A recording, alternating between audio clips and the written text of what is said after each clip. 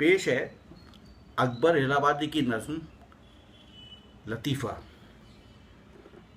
कहा मजनू से ये लैला की माँ ने कि बेटा तू अगर कर ले एमए पास तो फ़ौरन ब्याह दूँ लैला को तुझसे, बिला दिक्कत मैं बन जाऊँ तेरी सास।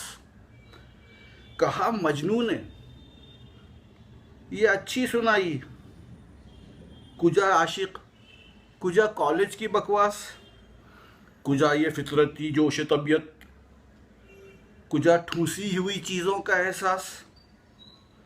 बड़ी बी आपको क्या हो गया है, हरन पे लादी जाती है कहीं घास।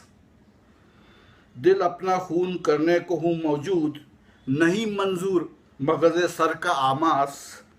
यही ठहरी जो शर्त वस्ल लैला, तो इस्तीफ़ा मेरा बहसरत यास।